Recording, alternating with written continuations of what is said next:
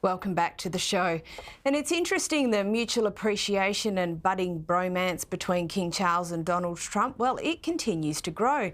And an idea that was raised during the first Trump presidency is back on the agenda again, that the US might just become an associate member of the Commonwealth. Now, we know there will be a historic second state visit, so let's see how far this bromance actually goes. Joining me now is writer and broadcaster Esther Kraku. Esther, what's the chance of the US becoming involved in the Commonwealth?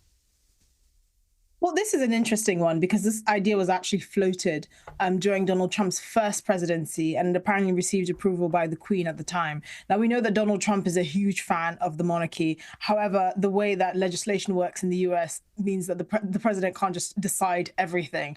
It will be quite a historic move, though, because we know that next year will be the 250-year anniversary of the existence of the United States since they declared independence from Britain in 1776. And we know that the President Trump is very fond of the monarchy and King Charles, which has gone a long way in smoothing relations between Britain and US in these turbulent times, particularly because Keir Starmer is basically Donald Trump's polar opposite. And Donald Trump actually said this in a conversation with Piers Morgan. So it will be quite interesting. I mean, the UK hasn't really made much with the value of the Commonwealth in terms of its potential.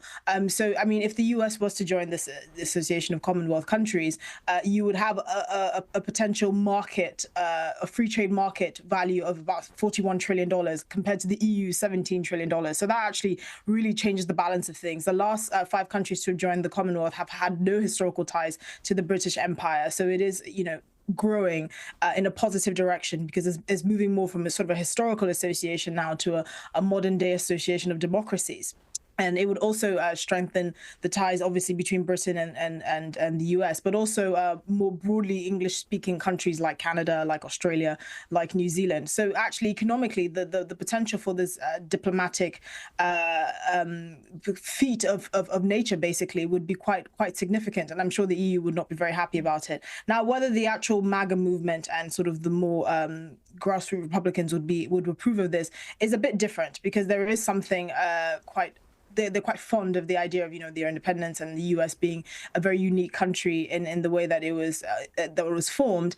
And I'm not sure that many Americans would actually appreciate kind of almost having that historical link with the UK and the Commonwealth codified by them becoming associate members. However, we'll have to wait and see. It is an interesting idea. It would be quite a historic one, and I'm pretty sure Donald Trump is more looking towards his legacy and what that would mean for America's place in the world and Britain as a sort of diplomatic leader in terms of democratic values.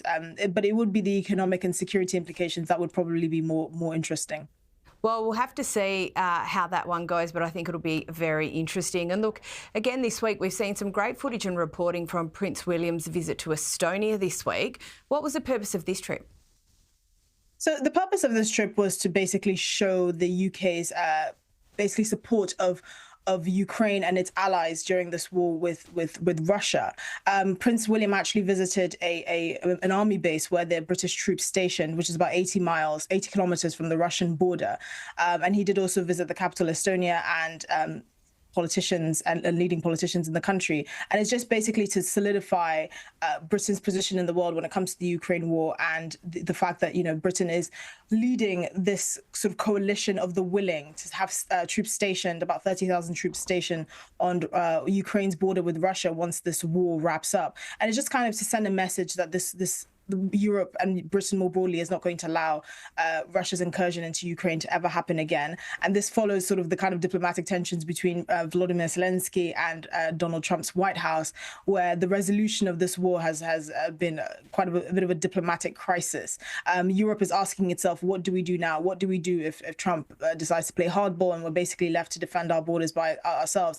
And, to add further into the mix, there's been questions about Europe's lack security when it comes to defending its borders, the fact fact that it was happy to buy cheap Russian oil and gas to fuel its own industries, while kind of letting go of the security concerns that actually Donald Trump raised at a UN Security Conference back in 2018.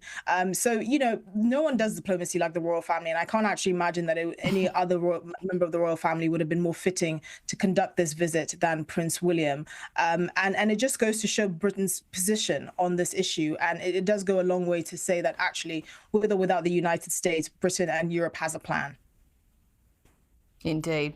And look, another interesting report this week that's about the goings-on in the House of Lords. Apparently, not all of the royal family would be welcome to join them. Where do they draw the line and why?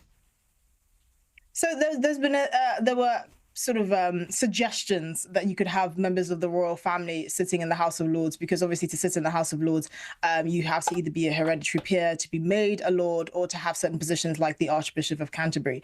Now, there was a hereditary peer, Lord Northbrook, who made the comments that he would welcome the idea, but he would draw the line at Prince Harry and Prince Andrew. Now, Lord Northbrook's position in and of itself is quite contentious, because he is a hereditary peer. He did inherit his role, and we know that Blair abolished, future hereditary peers from entering the House of Lords. So his own position is quite tenuous in the grand scheme of things. But I do find it amusing that he said he would tolerate the rest, but he can draw the line. He has to draw the line at Prince Harry and Prince Andrew, who, by the way, have no chance of ever sitting the Lords again. Because Prince Andrew is completely disgraced and a headache for the royal family, and two, because Prince Harry is also, I suspect, in his own way disgraced, and obviously doesn't live here and doesn't have any ties to working royal life.